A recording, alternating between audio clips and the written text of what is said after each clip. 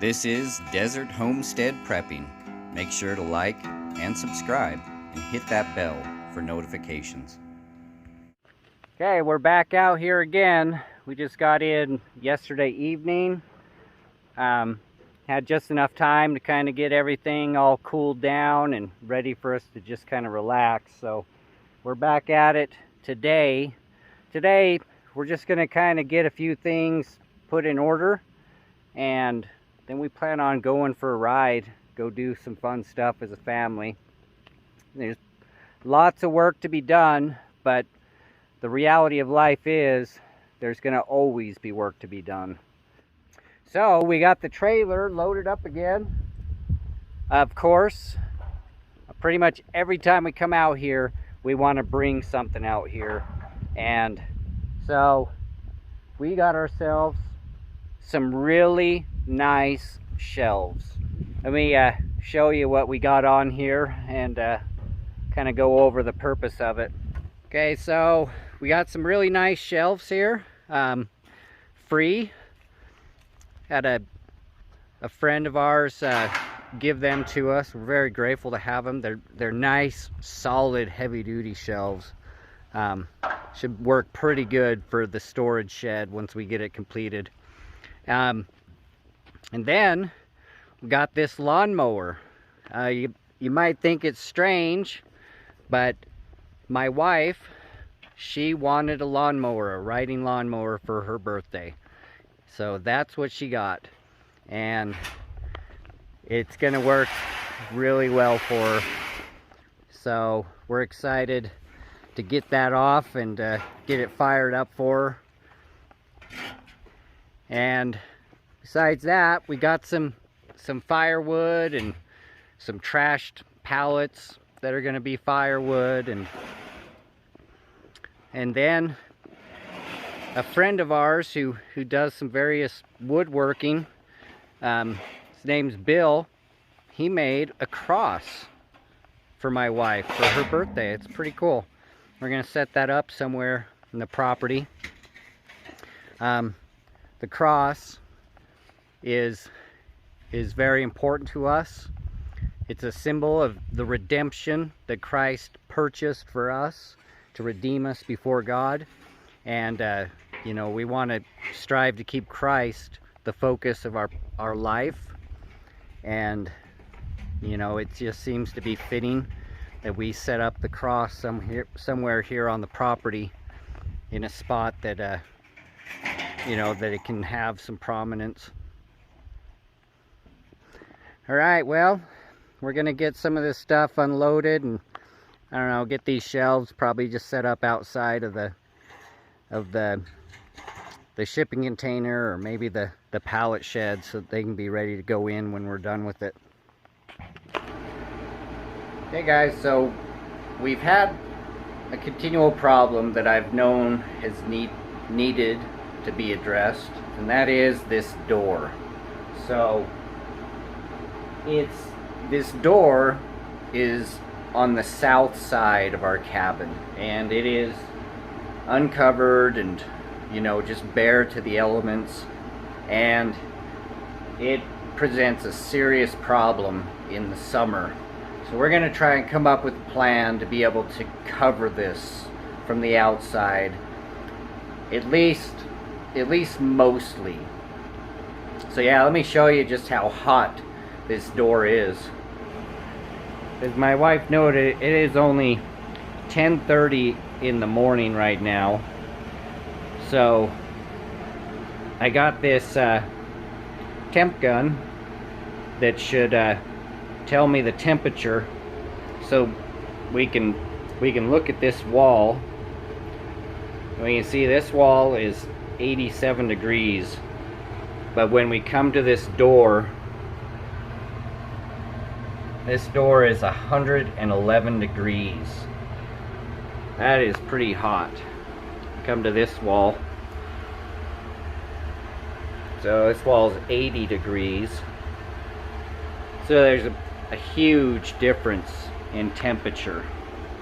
I think the best way to deal with it is just to have some kind of barrier on the outside that keeps the sun from directly hitting the metal.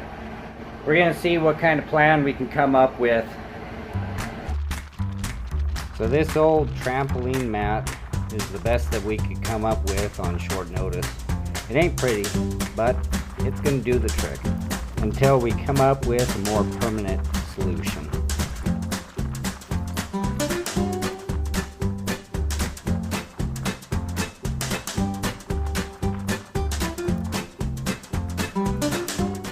Alright, so this is the disaster that my wife has been causing with her birthday present.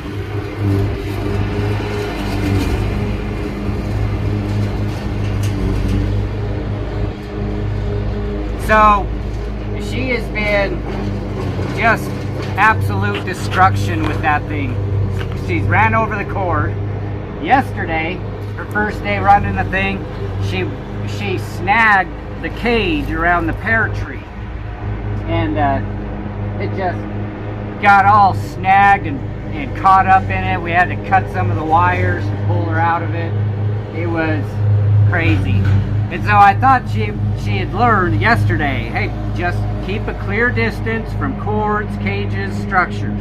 And then she gets on it today, and she doesn't even make it 3 feet away, and she goes right next to the cord. It just cuts it to pieces. So I don't know.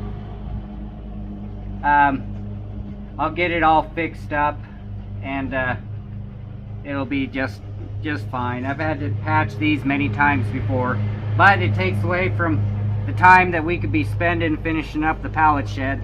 But accidents happen. Alright, so this is how I splice these cords together. See how I did them in different areas on the splice. I do that because as I wrap electrical tape around each one of these, that's going to protect that connection.